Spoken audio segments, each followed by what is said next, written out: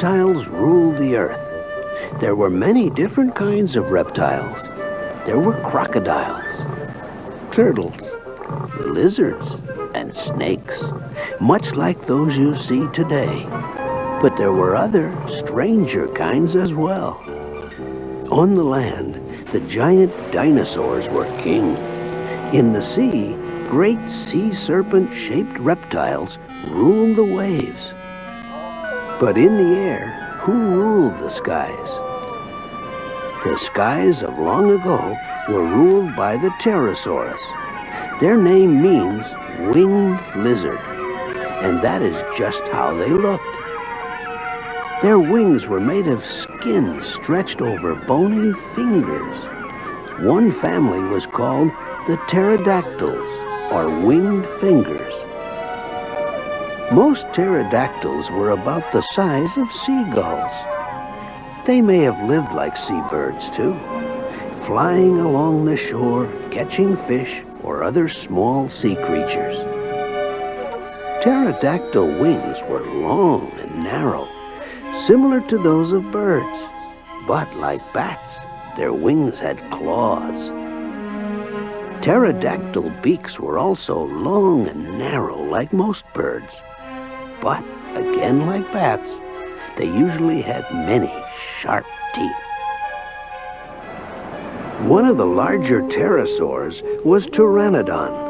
It had a wingspan of 24 feet. It was one of the few pterosaurs that had no teeth. Its name means winged no-tooth.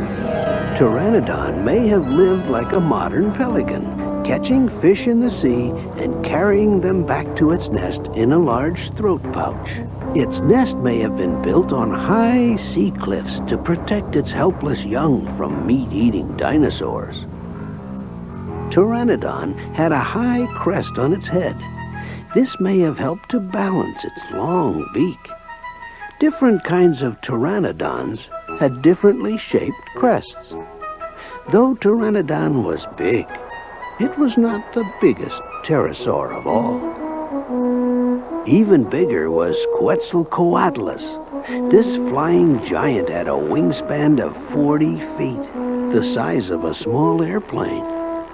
Quetzalcoatlus did not live near the sea like most pterosaurs. It lived far inland. It may have caught fish in rivers or lakes, or it might have been a vulture-like scavenger that fed on the carcasses of dead dinosaurs. Most pterosaurs were much, much smaller than Quetzalcoatlus. The smallest of all was Pterodactylus elegans, or elegant winged finger. It was not much bigger than a robin. Like the birds of today, different kinds of pterosaurs had differently shaped beaks. Dimorphodon had a big toucan-like bill that may have been brightly colored to attract a mate. One strange pterosaur had a long, curving beak full of fine hair-like teeth. It probably used them to strain the tiny creatures it ate from muddy water. Its name was Pterodostro. Another pterosaur had a pointed upturned beak. It may have been used to pry open oysters and clams. It was called Jungaripterus. The first pterosaurs were different from their later pterodactyl relatives. They were all small or medium-sized, with shorter beaks full of teeth. Most had long tails, some with flaps on the end. These helped them to steer in flight. A small, short-tailed pterosaur was called Enurognathus. It had a blunt beak with peg-like teeth. Scientists think it ate insects, catching them in flight like a bat. Sordes may have had fur on its body. A fossil from Russia seems to show a thick, hairy pelt. This may be the only reptile fossil ever found showing fur. For years, scientists have puzzled over how pterosaurs stood and walked. Since these creatures had bat-like wings and claws, Most scientists thought they must have lived like bats too, hanging from branches or cliffs and crawling on the ground. But now, many scientists think that pterosaurs folded their wings across their backs and walked on their hind legs like birds. Though pterosaurs looked like bats and birds, they were not closely related to either. A few scientists think that pterosaurs were true dinosaurs. Others believe they were dinosaur cousins. This family tree shows how most scientists think they evolved. Pterosaurs may have come from the same reptile ancestors as the dinosaurs themselves. Birds were probably an offshoot of the dinosaur family. Bats probably came from early mammals that looked like mice. The first true bird lived at about the same time as the early pterosaurs. Its name, Archaeopteryx, means old winged.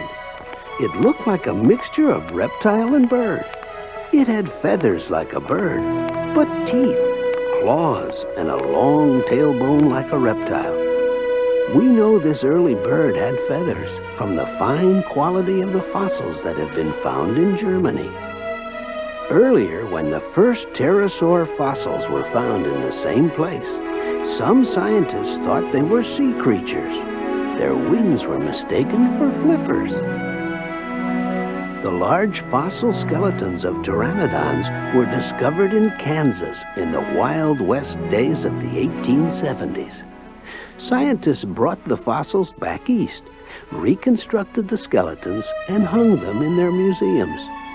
We can see them there today, soaring overhead, and imagine how they looked in the skies of long ago. Pterosaurs died out at the same time as their dinosaur cousins, but birds, dinosaur grandchildren, lived on. Why? No one knows. Perhaps one day the secret will be discovered. Perhaps you will be the ones to find out.